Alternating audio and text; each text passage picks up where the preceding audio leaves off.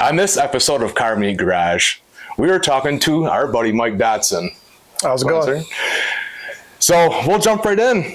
What was your first car, sir? First car is my 86 Chevy pickup that's sitting right here. I got it when I was 14 from my grandpa, and I don't have any plans. I'm not getting rid of it. It's pretty sentimental. I want to keep it forever. It's a beautiful truck. Mike is my neighbor, so we're kind of cheating here. It was a long drive to get here. And I get the pleasure of seeing this thing all the time, and it is a monster. You've got plenty of hands in on it. And that's the beauty of our friends group. We all kind of help each other. You help me out too, all the time. Absolutely. So, and everybody else. So, talk about the truck a little bit.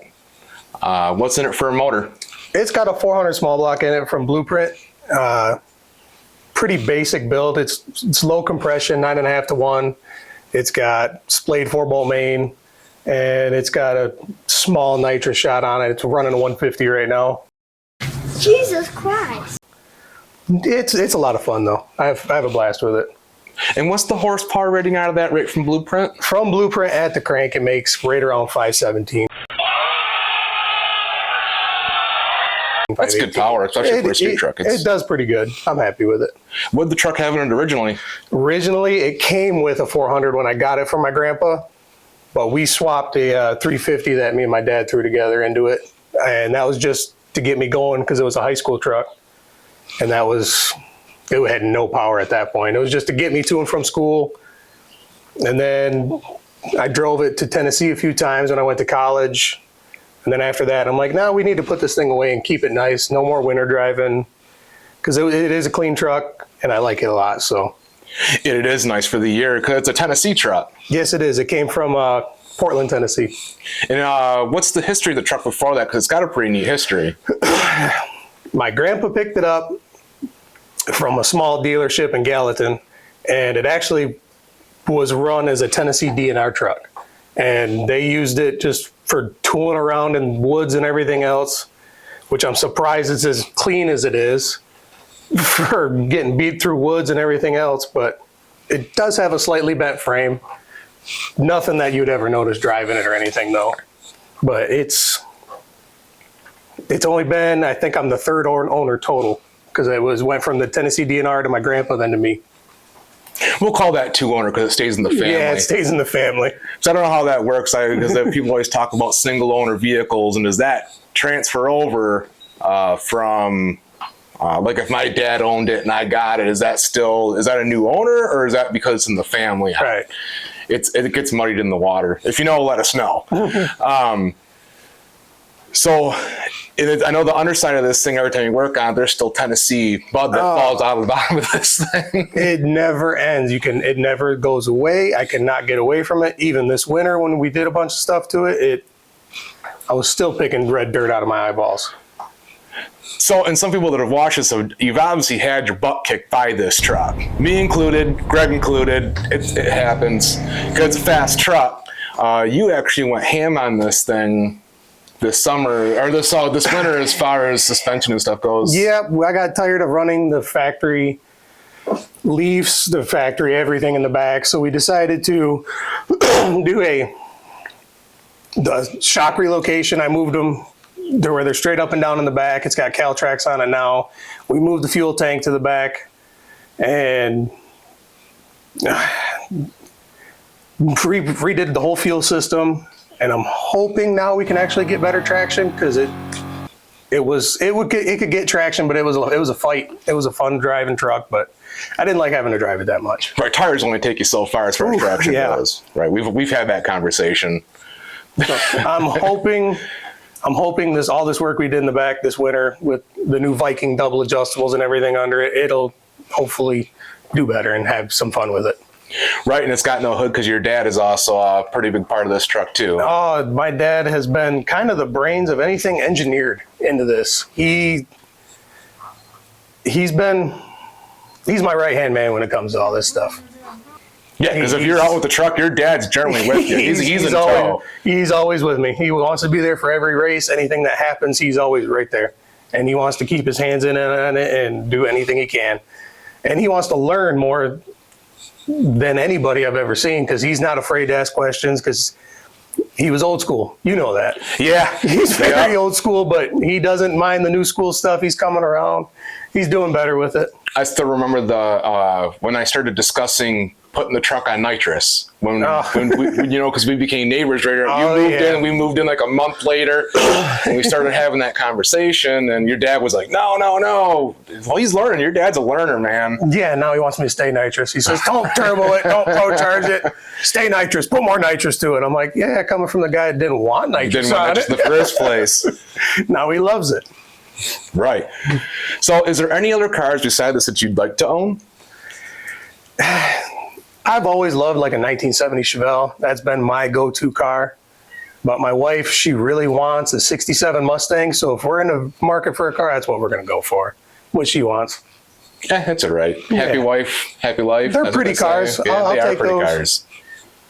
Put a Chevy motor in it. I would. I would definitely do it. Sorry, guys. So, is there anything else you're going to do to the truck yet before racing season starts? Before racing season starts, probably not. It'll just be an ongoing project of just small things here and there, because we still got like some door seals we're doing that are from the original to the truck. And then I got to get the hood finished, but it don't need a hood to go driving and go racing. Oh, right. We were just actually watching Roadkill on your TV, and I was like, that's very Roadkill. Just take the hood off it. Yeah, that's the new intake we put on it in the middle of last summer. It no longer fit anymore, so we said, we'll just take it off. That's one way to do it. Right. Yeah. More airflow. Yeah, it stays cooler. It's fun. So, in knowing you, you've owned a couple of vehicles. Is there any vehicles you regretted selling? Probably my 03 Silverado. Yeah, it's a cool truck. That truck it never quit. It never gave up. And it had, I don't know what was done to that thing, but it had a ton of power. I never touched it. It was just my daily, but it was fun. Oh, that thing was a rock, man. When I got rid of it, that had almost 300,000 on it, and I still see it driving around town yet today. Holding on by rust particles. Yeah, and there ain't much left of it, but it's still driving. So if you had to give the truck or your automotive situation a 5-year plan, what would it be? With the truck, I'm not 100% sure which route we're going to go yet. Because I would love to pro charge it. I'd love to put a turbo on it, but I don't know which way to really go. We've talked, and F1 Pro Charger sounds very good for it. Yeah, they sound good too. So I've been leaning towards that, but it does need a cage. I do need to roll cage it. Yep. I do need to do some more front end work, because it's still factory everything up front for suspension wise. And it just, probably in the next 5 years, I'd hope to see it at least with a cage in it, possibly Pro Charger. Hopefully. Because the motor is a boost ready motor from It is, Blueprint. It's boost ready. And the only reason I never built that engine is because I couldn't have bought it for the price. Oh, right. Or built it for the price. You look into that anymore, and you buy something from Blueprint, and it comes ready to go. Because even Greg runs a Blueprint motor, and they come like ready to go right from the factory. They're ready. It's been good. This is the 4th year on this one. Right. So, do you have any? I can assume brand loyalty, but you always got to ask. Yeah, I'm a Chevy guy. Yeah, always will be. Well, you're in good company in the garage right now, so. So, is there? This is almost a dumb question to ask, but it's on the board. Is the close people that you've met through cars? Well, they're in my garage. Well, yeah. My neighbor. I knew when you pulled up and I seen the black car sitting on the trailer, I'm like, yeah, we're going to be friends. Yeah. And here we are. And then between meeting you, I've met good friends like Paul, I've met Greg, met Grant, I've met all kinds of good people. Pretty sure I still remember that conversation about, that we're putting together like a top 10 list for the 989. You're like, oh, really? Yeah, Next thing you know. Yep. And then actually that's funny you say that, because when we set that one up, that's where I met Alex. Yep. Working on his truck in his driveway, and then him asking, who am I racing? Me, the one who's adjusting your valve train right now. And that's how our friend group grows, though. We'll help each other work on someone's car just to get beat by you. Just to get beat by. That's fine by me. Yeah, that's fine by me. That's fine by all of us, I think. Yep. So, is there an automotive hero that you have? There's a few of them. A couple of them I grew up watching, like we were talking earlier, Stacey David. Yeah. So I grew up watching him. He seems more like a blue collar guy, easygoing guy. He kind of does. He's more one of us. He's probably one of my automotive heroes. So a guy you'd like to meet. Yeah, it's a guy I'd like to meet. Had a chance, missed on it. Yep. Yeah, we were talking about that you were at your grandma's church, right? My grandma's church in Tennessee. He was a band member there. Yep, up there playing the guitar. Yeah, up there playing guitar. And as we were leaving, I'm like, oh, hey, that's Stacey David. Yeah, I'm like, that would have been cool. He seems like the kind of guy you could just walk up to him and just shake his hand and be cool with it. From what I've heard, that's what he is. So I'd like to meet him. Yeah, because you're not the only person that we've interviewed that actually said that that's who they'd love to meet is Stacey David, and and he does. He seems like the down home kind of guy, like the not down home but down to earth, I guess. Yeah, he seems to be a down to earth guy. He'd be a fun one to meet. Yeah. So, and some other details about Mike that we haven't even touched on is Mike has had his hands in about a lot of different projects from Greg's twin turbo setup motor and Alex Austin's big block stuff for his truck. Yep. You've helped me on my small block stuff. You've got this. Your dad has his Corvettes you've had your hands in on. Paul's black car when we've been late night, have to get ready for a race. We're out there tearing apart a motor. Oh my God, dude, the jack of all trades. Because you actually went to school for you're technically diesel. Yeah, I technically went for a diesel tech, and that's what I do for a living is I'm a diesel tech. But I went to Nashville Auto Diesel, so it was a lot of fun. Gives you a little bit of inclination in what you're doing. Yeah, it's a good program to get into. If you just wanted to learn and get a good base, that's a perfect school to go to. Yeah. So it's for anybody who's younger, it's a good idea. Yeah, it's a great idea to go in because it gives you a great base. It lets you learn and get hands-on, and the teachers were great out there. And it was only like a 13-month program, and you're right to work. So I've always been I've not always been told. People have always said that if you really love cars, you do want to do that for a living. They say you don't want to do that for a living because it'll ruin it. Has it ruined it for you at all? It has not ruined it for me one bit. And I don't know if that's because I am on the diesel side, so I work on semis all the time. But to me, I don't think it would have. Either way, it wouldn't have ruined it because I work on a lot of side projects at home, and that don't bother me any. Right. Oh, this is a land trailer. I completely forgot. You did almost Kurt's entire truck. Yeah. I was like, oh my God, I'm forgetting something. That one was over here for quite a while, putting his together. That one was a long process. Yeah, and it's because Kurt's truck's almost identical to this. So pretty close, yeah. Yeah, but I remember when he first was looking at that truck, everybody's like, hey, why are you selling your truck? It's sitting over on center. I'm like, it better not be. It's in my garage. I'm like, I hope it ain't sitting on center. That's I get up all the time with 30th anniversary cars. There's a couple that float around. It's like, I've seen your car driving. I was like, I don't think you did, because that would be a hell of a feat. Yeah. So what is your favorite car memory you've had? Favorite car memory? Probably when I was about 3-4 years old, cruising around with my dad and my uncle in their hot rods. And watching, that's kind of what got it all started for me. Was they had hot rods growing up, so I instantly was out there, had to be up dad's butt all 24/7. What are you doing to the car now? That's how we learn. What's happening here? I'm like, we got to know, because my dad had a 74 Buick Apollo, and I remember that car. And then my uncle had a 79 Monte Carlo that I went cruising around in all the time. That was a lot of fun. So that's what kind of those are probably some of the best car memories for me. Right. And like I said, that's how a lot of us all get started, is just from family and, taking that journey, like you see an aunt, uncle, dad, mother, whoever, grandparent, getting into it and carries you through it.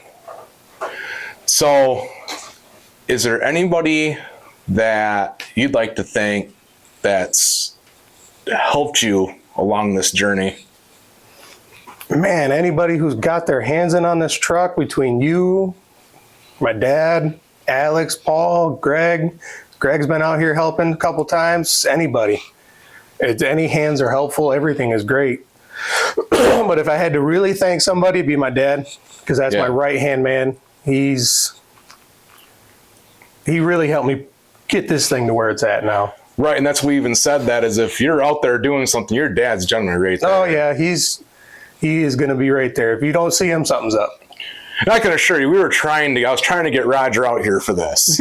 Like, just to even talk to him or be out here for this. And he's like, I don't like being in front of camera. And he'd have some good stories, that's for sure. yeah, and everybody's got a good story, and it comes from somewhere, and you've got a huge advantage. Your dad did that growing up. So from racing to building and everything else, and he was even talking about in the past about having a bunch of spare parts and stuff still, and that's kind of where we first put this together with some of his leftover spare parts when we first built the first engine for it. And then after I decided, I'm like, we moved into this place, I'm like, we should do something with it. He says, well, I got a couple engines laying out in the garage still. I said, what's in them? And it wasn't nothing crazy, just small cam and some heads. right. I said, let's put it together and see what happens. So we hacked it together and called it good. And that was a pretty good little first engine for it. It wasn't super fast, but it was fun. Well, the truck still went 11 something on that motor. Yeah, that one, it did go like 1180s when we put the spray on it. In all fairness, like I said, we've talked about it before on the channel that everybody watches all sorts of YouTube and they don't understand. Sometimes they can't appreciate how fast even like a high 11-second pass is traveling at 120 miles an hour, 1,320 feet.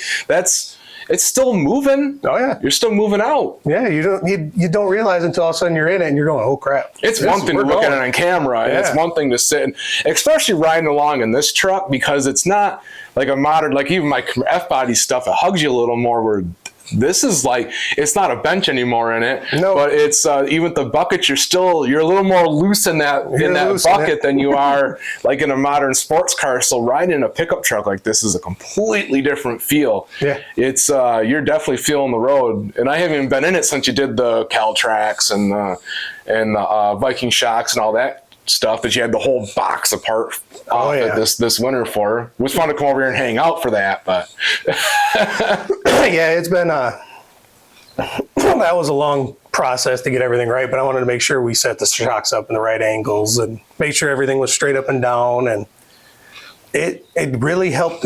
From what I can tell driving it, we haven't made no passes, but it really helped stabilize this heavy turd.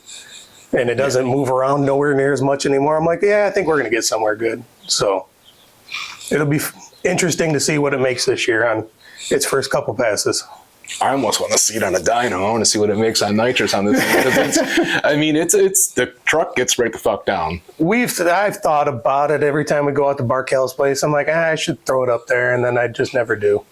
I should put it on the dyno. I'm curious too, just to see what it puts down. It'd be a lot cooler if you did. Yeah. Yeah.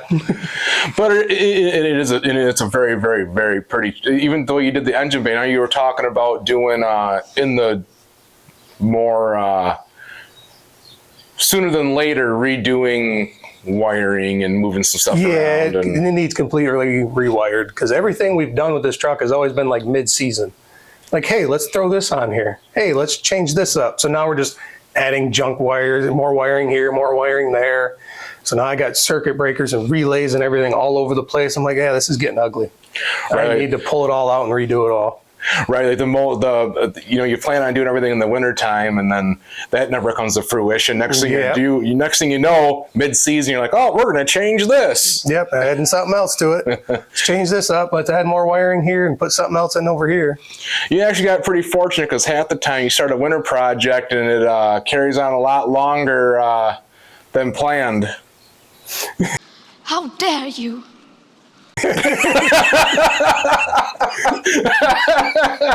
Sorry, Greg. Greg took digs at me at the video with me, so. Last I seen his had at least the engine. Right, the motors and the turbos are in it, right. It's coming along. Yeah. So, you know, I don't mind talking about that in your interview because you had such a huge part in putting that motor together and planning that build, and it's going to run real hard. Yeah, I had no issue saying yes when he asked if I'd be willing to help him put that one together. I said, absolutely. I'll be over there. That'd be fun to build something twin turbo. All right, because you are the guy. Normally we try to go down this order, but I shot right in the ass. But, right, it's like we even had the conversation. Well, you know, it's us. Yeah. So, because you are one of the OGs too. So as far as when we say OG, because I've had conversation with some people like OG, the people that from back in the day. It's like, no, we're referring to OG with the basically car meet stuff is like Greg's driveway days. Like the original group, we're talking original group, not original gangsters, right? Right. We ain't gang banging on the south end. No. I mean, maybe a little, but not right now. We're on vacation from that. Exactly. Because it's fun. It's fun to do bad things. To drive into a car. But did you know that you could perhaps kill somebody? Yes, but I wanted to do hood rat stuff with my friends. Right. And I had a train of thought that I was going to go down with that. But, because I know even the one day you got done doing something on Greg's car and on his motor and being a Paul over there dinking with my new motor for the blue car, and here comes Mike helping us out over there, and we're trying to figure out my head to piston clearance. Yep, that one got a little interesting. That got interesting. And honestly, you brought over your equipment that I didn't have, because I always make the joke that if I don't have it, you have it. If you don't have it, I have it. So yeah, it's not uncommon to see us going from garage to garage. Right, because I could borrowing tools. I could gently toss my cell phone out the window and hit my garage. Yes, so. you could. Well, technically a camper than the garage. Yeah. Potato. So do you, I know you don't do a lot of social media, but you do have some. You have your Facebook and stuff like that, right? Yeah, I do have just Facebook, and that's where you'll see most of it. Otherwise, it'll be other people posting of this truck, which if you want to post it, I don't care. Have fun with it. Because it is super recognizable. Yeah. You know it coming down the road. Yeah, there's not many of them around here, and I wish I could see more of them pop up. Yeah, and because the price point on these trucks is getting just wild. They are. It's even for a piece of, like a complete piece of crap C10, it is pricey. You're going to spend over 10 grand on a piece of crap. Yeah, and you're going to have to do a ton of work to it just to get it drivable. I've been watching them. Their prices are going ridiculous, which is, I'll be happy to keep mine. Yup. And it is a nice truck. I like this truck. I think everybody likes this truck. Yeah, it's definitely got its good patina to it. It's clean. It's got its small rust spots here and there, but it's kind of what makes it its own. Right. And I know the answer to this question, but they don't know the answer to this question. Any plans to paint it? Probably not. Don't think so. Yeah. I guess I knew the answer to that question. If it's going to get painted, it might get a clear coat.